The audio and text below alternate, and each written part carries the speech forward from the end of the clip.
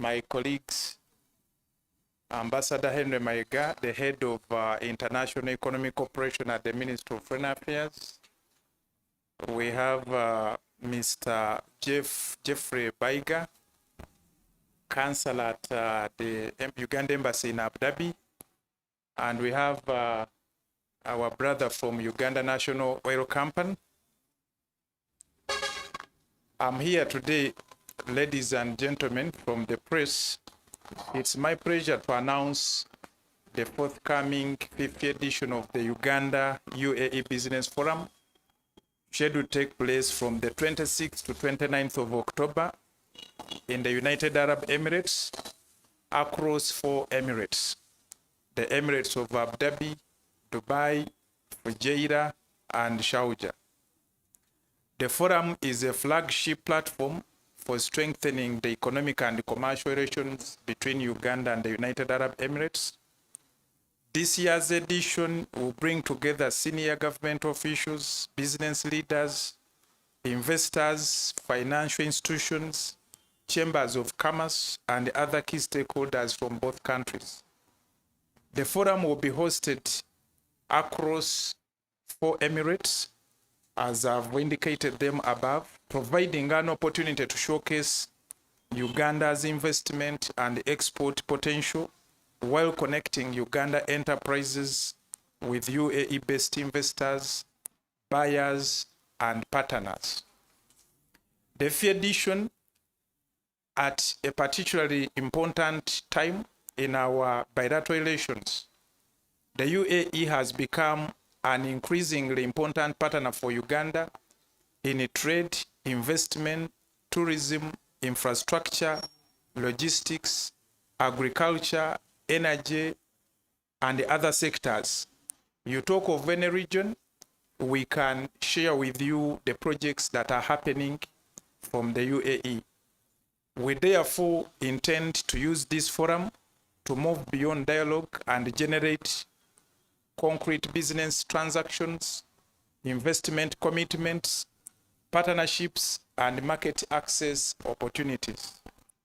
Key areas of focus will include agriculture and agro-processing, trade and exports, investment, mining and minerals, and also tourism and infrastructure, energy, logistics and air cargo, manufacturing, financial services, and technology.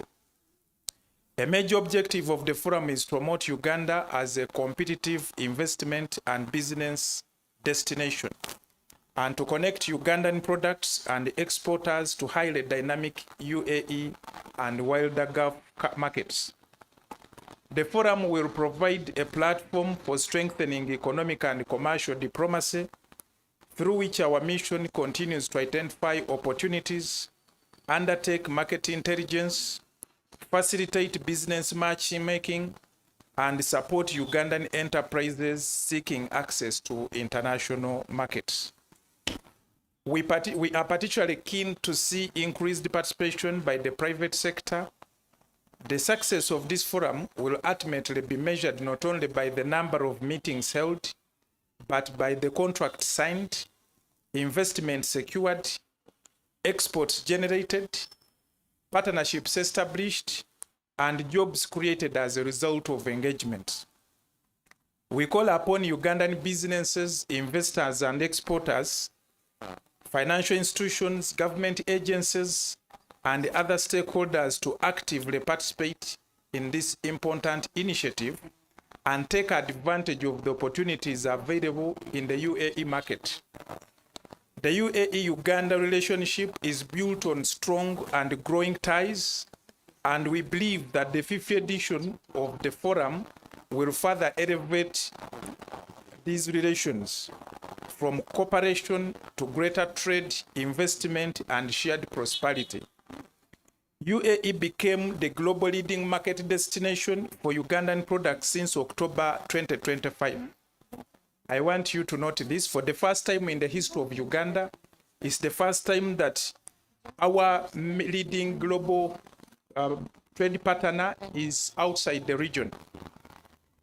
The trade between Uganda and UAE was valued at 4.7 billion US dollars last year in 2025 from 2.7 billion in 2024 and from 600 million US dollars in 2018.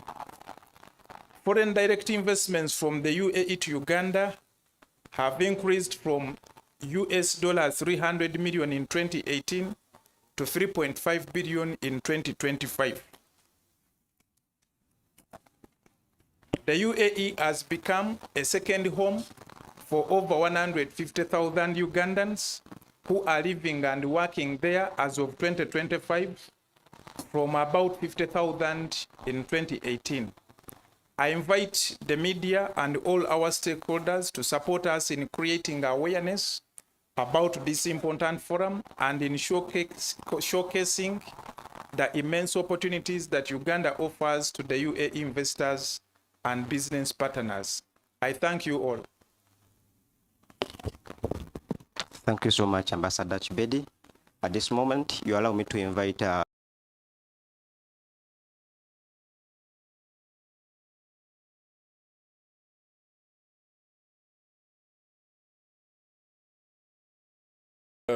I'm just going to make 2 points, and then I rest my case because Ambassador Zake has ably tackled the subject, the very reason why we're here.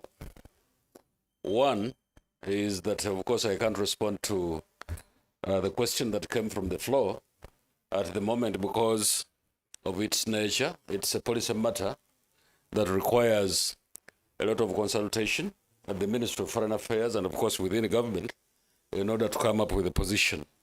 So when the time comes for the answer to that, definitely you'll get it. Then secondly, first of all, I want to thank Ambassador Zake for his remarks about the preparations for the UAE-Uganda Business Forum that is going to take place in the UAE. They alternated. Last year it was in Uganda. This year it's in the UAE. And it's a great opportunity for our country. And it is in line with the government policy and government position that by 2040, we should, as a country, attain the 500 billion US dollar GDP mark. And of course, the efforts that the Uganda Embassy in Abu Dhabi and the rest of the diplomatic missions of our country are working towards. And we just come in support as Ministry of Foreign Affairs, specifically the Department of International Economic Cooperation that I head. We are working hand in hand to make sure that this becomes as successful as possible. We are mobilizing all stakeholders from our country to attend, but of course, even in the UAE, there are quite a number of stakeholders that are going to be part of that business forum.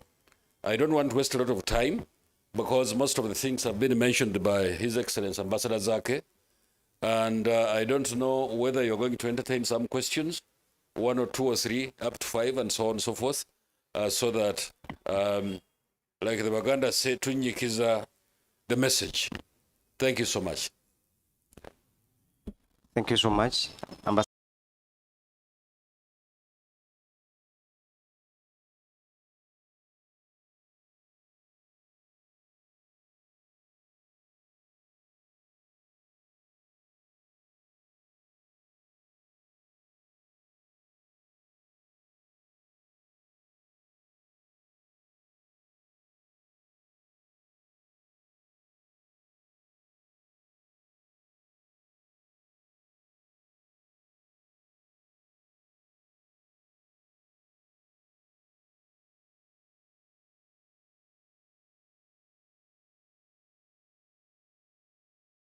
The New Vision this morning.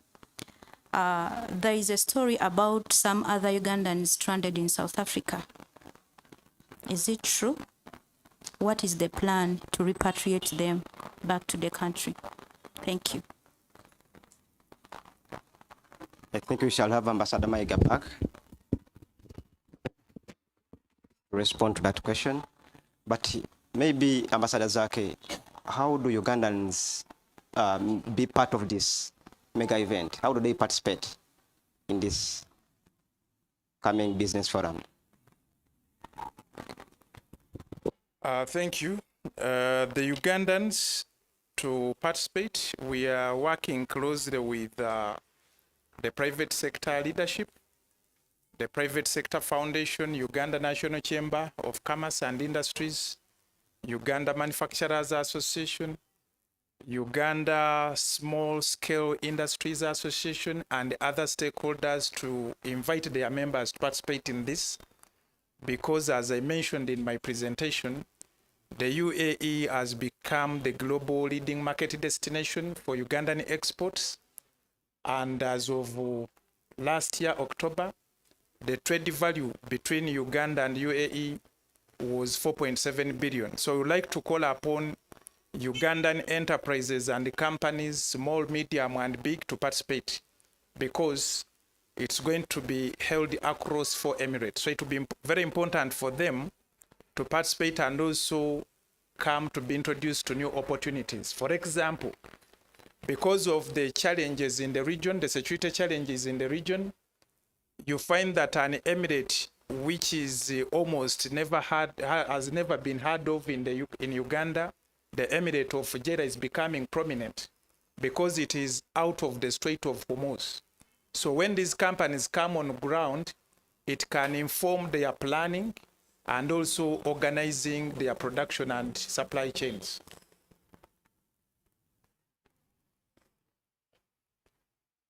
I think you can take us into Uganda, and then we shall have Ambassador Maiga come back. Kale mwebale nnyo, nja kutwala omukisa guno okubaanyiriza mwenna ku lunaku olwaleero nga nsoose kurecognizinga bannange bempise nabo, Ambassador Henry Maiga akulira department etwala ebyenkolagana mu byenfuna wakati wa Uganda n'ensi yonna, okuva Ministry ya Foreign Affairs. Mpise ne munnange okuva ku Embassy, Mr. Jeffrey Baiga, ngoyo ya kansala ku Embassy, ate yakola ku nsonga z'Abannayuganda abali mu UAE. Ate ne tubeera ne munnaffe Mr. Kagonyera okuva mu Uganda National Oil Company. Olwaleero tuzze kwogera ku Business Forum ey'omulundi ogwokutaano egenda okuba mu United Arab Emirates gye tuyita UAE okuva ng'ennaku z'omwezi 26 paka nga 29. Foramu eno egenda kuba nga etunuulira nnyo ebyobusuubuzi, ebya investments, ebyobulambuzi, ng'era egenda kutunuulira ku agriculture, etunuulire ku ebintu bye tutwala wabweru okutunda, tutunuulire ku infrastructure omwo mwe muli enguudo, amasannyalaze ne dams n'ebintu ebirala ebigenda okuteesebwako, nga mu UAE forum eno ejja kuba mu nsinya ensi Emirate eba nsi naye zeegatta okukola gye tuyita United Arab Emirates, nga capital eri Abu Dhabi we tujja okutandikira, tubeere Dubai, tubeere Sharjah ne Fujairah, nga Abannayuganda abanaaba participatinze basobole okulaga emikisa egy'okusigamu ensimbi egiri wano e Uganda n'ebyamaguzi bye tuweereza okuva e Uganda okujja mu UAE.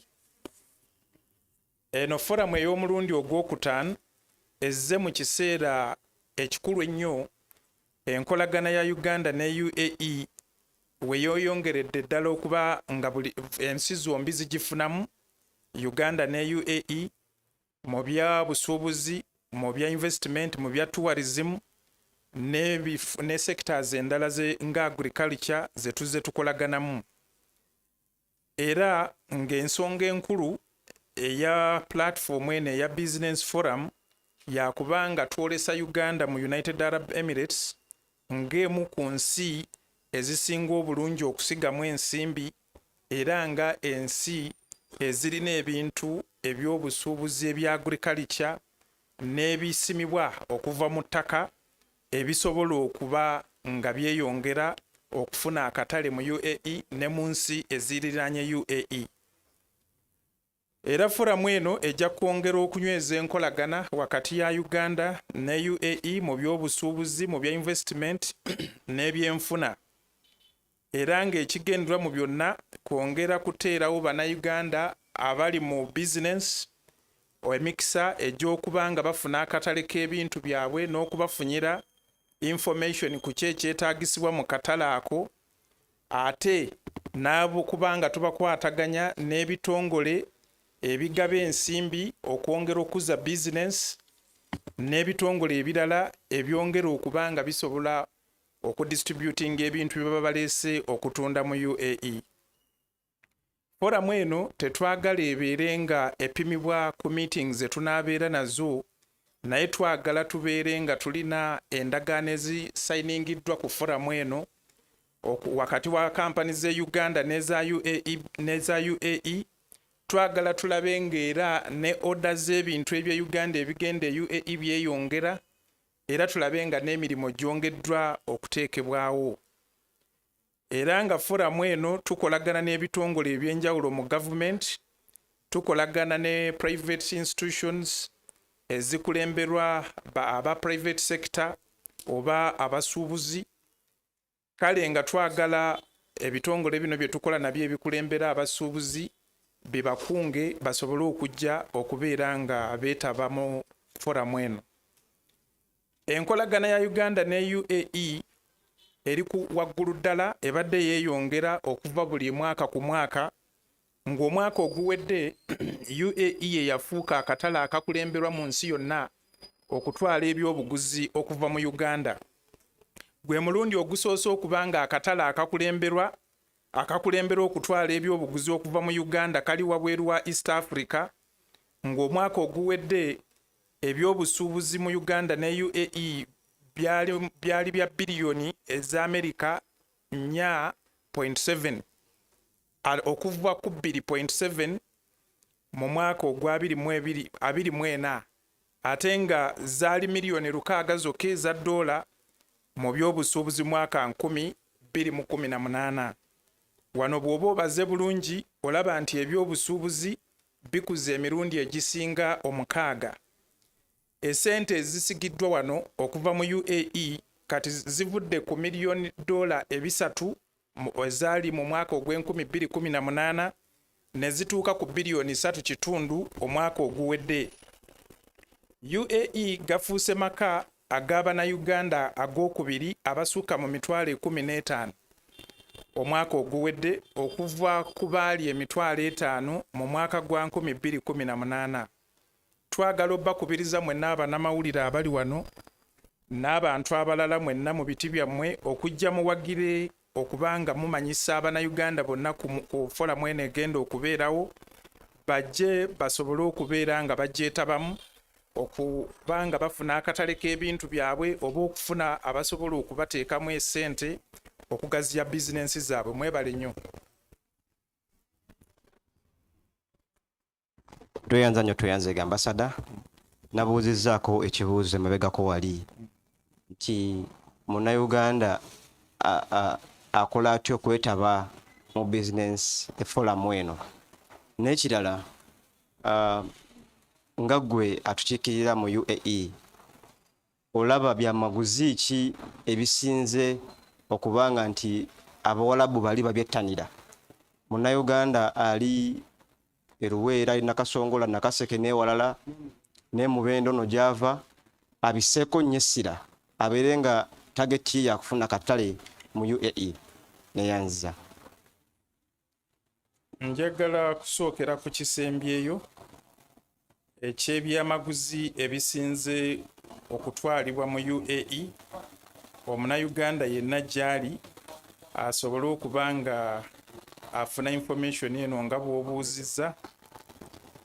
Omwaka oguwedde ng'oggyeko ebisimibwa mu ttaka, bodda mu byamaguzi bino bye tulima, ng'oggyeko kaawa oyo yakulembera bulijjo, twazaako ovakado, ne tuzaako lumonde, mu lusoga gye tweta embooli, ne tuzzaako kamulali gwe bayita habanero peppers, ne tuzzaako obutunda, ne tuzzaako ennaanansi, ne tuzzaako kamulali omulala gwe bayita green chilies, ne tuzzaako amatooke, ne tuzzaako amenvu, okwo ne kuddako emiyembe, ne tusembayo n'effene 10 ebyakulembera, naye ng'eriyo n'ebirala ebijja naye bino bye byakulembera 10. Then ekibuuzo ekyasoose nti omuntu akoze atya okwetabamu, nga tuyita mu department ya public diplomacy ministry ya foreign affairs, tujja kuba tubaweereza link gy'osobola okuregistaringiramu ne website ejja kuba ebasomerwa gye mujja okuba nga mwewandiisizaamu. Ndowooza byebyo ebibuuzo. Waliwo ayina ekibuuzo ekirala kyonna?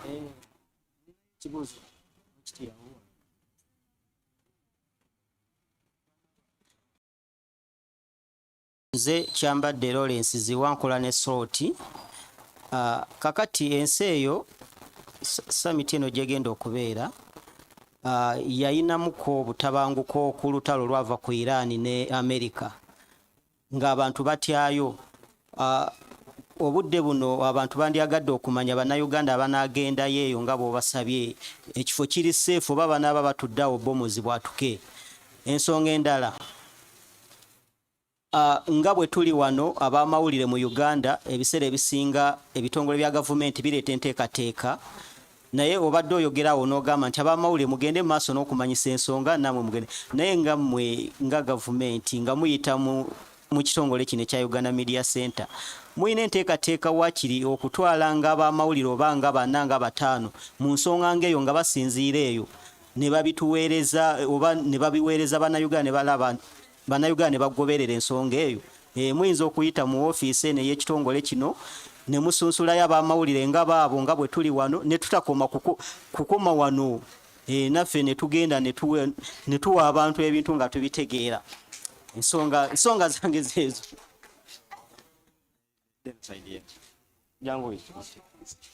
Neyanza erinnya Kagwa Andrew. Pozi tubadde tusaba kutangazibwamu gye buvuddeko waliwo Kagwa Andrew okuva mu kitongole Spark TV. Waliwo bani ya ensi eyo ng'eweza ezivvira olw'ekirwadde ekyaliwo wadde twadiikira yayenga mbu tetukyalina. Twagala kumanya tutuuseewa nabo. Era mpozi ekibuuzo ekyokubiri, nteekateeka kimmwe nga gye mulina tulabye nti akatale wadde keeyongedde naye enteekateeka ennuŋŋamu egenda okugamba nti yeno ey'omuggundu egenda okusobozesa okusigaza ako akatale nga kasigalawo nga gavumenti besides okutegeka bino omusomo byokka. Yes, Ambassador, we humbly request that at least the 3 questions, Okay. we can have them in English as well.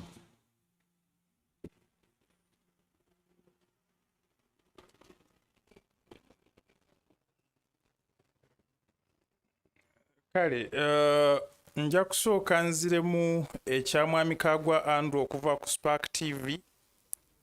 Kansookere ku kyakyambadde Lawrence okuva ku Soul TV.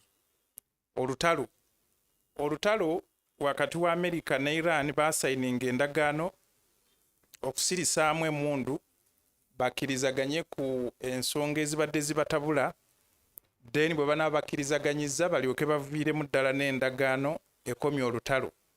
Era kati kyova olaba twasobodde okutambula okujja wano nti kati bizinensi oba buli kintu kyazzeemu okutambula nga bwe kyali nga olutalo terunaba kubeerawo. Kati n'ekirala ky'obuuzizza enteeka ze tulina okulaba nga n'abannamawulire bayinza okuba nga bayambibwako okwetaba mu nkuŋŋaana zino ne bamala ne bajja oba ne babeera eyo ne bakolagana ne bannaabwe okufulumya amawulire. Kino kyaliwooko bwe twalina Dubai Expo 2020 twakolagana ne Ministry ya ICT and National Guidance nesobola okufacilitatinga y'abannamawulire okujja okuba nga babuulira abannayuganda ebyali bigenda mu maaso. Eno message oleese ennungi. Ku lunaku lwokubiri next week Ambassador Henry Mayiga ayise olukiiko olw'aba stakeholders nga omuli ne Ministry ya ICT okujja okuba nga tuteesa ku nteeka bwe ziba zibeera tugenda batuusaako okusaba kuno tulabe nti bakungayo abanamawulire baba bajja okukavaringa olukiiko luno. Then kati kagwa Andrew okuva ku Spark TV ekyebola nti Uganda kati eri ebola free naye tebanaba kujjako restrictions ku batambuze okuva e Uganda okujja mu UAE. Nja kusooka netwala omukisa guno okwebaza Ministry ya Health ebadde etuwa updates naffe ne tuziwa ab'obuyinza bekikwatako mu UAE ng'era kati the latest update tugenda gibawa ku Monday ng'ennaku z'omwezi 24 ogw'omunaana nga tubasabye ebeere virtual such that ne Ministry ya Health eya Uganda esobola okuparticipatinga okwongera okukkaanya nga bwe tuyimiridde ku nsonga y'Ebola basobole okukitunulamu okutujjako envumbo. Tukoze tutya okunyweza akatale kano tukanywereza ddala kubanga katuleetedde emikisa mingi mu by'okutwala bye tutunda wabweru n'okuleeta ba investor. Kyova olaba okwongera ku speed mu mwaka gwa 2022 twasobola okuteekawo consulate mu Dubai eyambeko embassy okunyweza akatale kano. Kati ate mu mwaka ogw'2024 ne tuteekawo Uganda Business Center nga yo eyambako abasuubuzi okuba nti abatasobodde kujja eri information gye beetaaga oba connections ze beetaaga babalinkinga n'abantu be beetaaza okwatagana nabo eri. Kale ezo ze nteekateeka eziri mu nkola. Lastly, Ambassador tonyonyodde ku bannayuganda olukuŋŋaana luno wagye lugenda okubeera. Then oluvannyuma ebibuuzo ebyo bibiri ebisatu tufuneko mu Luzungu, then we end with Ambassador Mayiga here. Olukuŋŋaana luno lugenda kubeera zijja kuba nnaku 4. 26 ogw'ekkumi tujja kubeera mu Abu Dhabi ye capital ya United Arab Emirates. 27 tubeere Dubai. 28 tubeere Fujairah. Then nga 29 tubeere Sharjah. Abe Sharjah be baba tukolera ekisaawe ky'ennyonyi ekiri ekidepo National Park kyatandikibwa okuzimbibwa omwezi ogw'okutaano. Bwe banaaba bakimaze bagenda kuzimbayo hotels 15. So kaakati baŋŋambye ebibuuzo bino bye mubuuzizza mbiddemuuko ne mu Luzungu. I will start by responding to the question raised by Chamba de Rollins from Sol TV about the current security situation in the region resulting from the conflict between the United States of America and Iran. They signed a ceasefire agreement, and in the last 10 days, the agreement is holding as negotiations are ongoing to ensure that they agree on the points that led to this conflict, so that they, as a result of that, they come up with a permanent resolution. As of now, the situation is back to normal, and it's the reason we've been able to travel to come and be with you here today. The other question raised by Still Chamba, there was how to facilitate some journalists or media companies to come and participate at this forum. It has ever happened before. During the Dubai Expo 2020, we collaborated with the Ministry of ICT and National Guidance that facilitated some companies, media companies and journalists to cover the event. And fortunately, on Tuesday next week, Ambassador Henry Mayiga, the head of the International Economic Cooperation Department, has called stakeholders for a stakeholders meeting at the Ministry of Foreign Affairs to plan and prepare for our effective participation at this event. And the part of the invitees is the Ministry of ICT. So we shall convey this very important message and encourage them to see that they do the same for this 5th edition of the Business Forum. And then Mr. Changwa Andrew from Spark TV asked about when the United Arab Emirates may consider lifting the restrictions on travelers from Uganda resulting from the Ebola outbreak. We've been updating them, and we're having another follow-up meeting with the authorities in the UAE on Monday, 24th of August. And we've requested them to be a virtual meeting so that the Ministry of Health Uganda can also participate to give the technical update, premised on which they will review the status and perhaps consider lifting the restrictions. The last question was on how to maintain the market of the UAE since it has become so important for Uganda. Efforts have been done and are still being undertaken to ensure that we leverage the most out of this hub, which has become a commercial hub. In 2022, we established a Uganda Consulate General in Dubai, which Ambassador Maiga used to head as the Consulate General before he returned to headquarters, to support the embassy in promoting economic and commercial diplomacy, but also to offer consular services to the Ugandans living and working in the UAE, especially the Northern Emirates. But also for purposes of supporting businesses, in 2024, we set up a Uganda Business Center, which is supporting small and medium-sized enterprises from Uganda to access the market, but also to register those that are interested in having a foot in that market, and also connecting them with other partners based on their interests and requests. I thank you.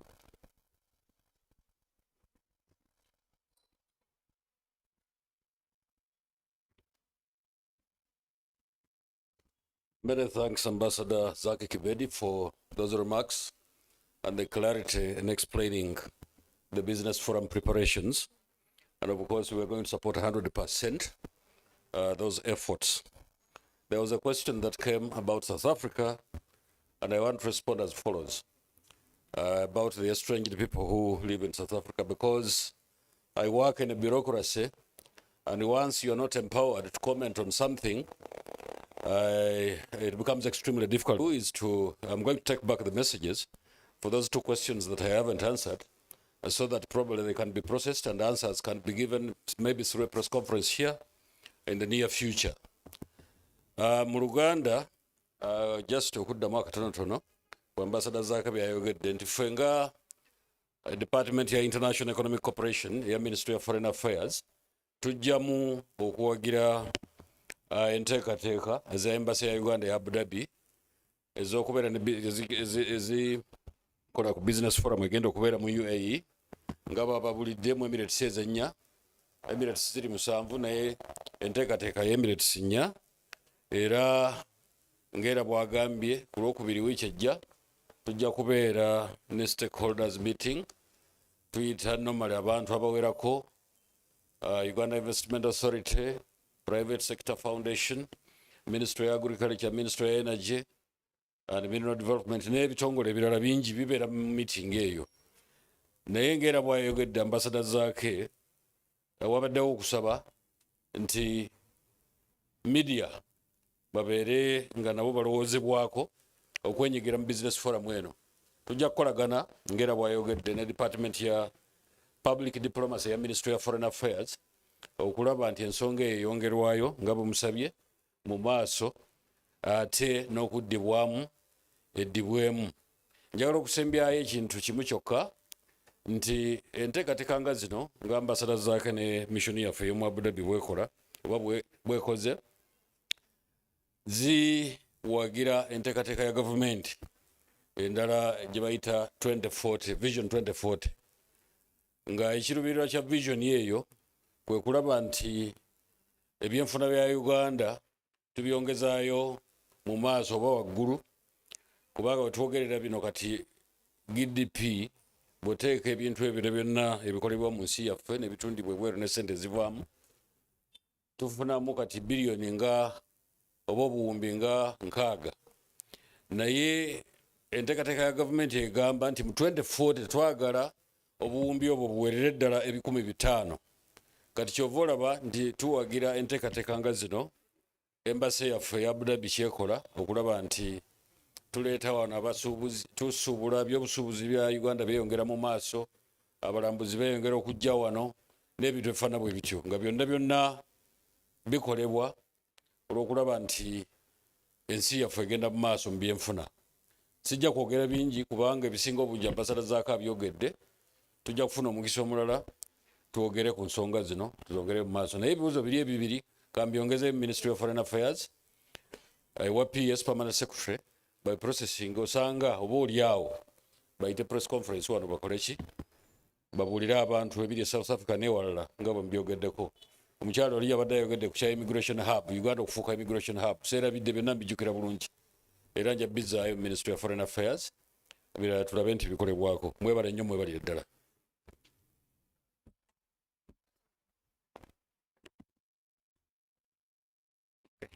Tweyanza nnyo, tweyanzeega Ambasada Mayiga.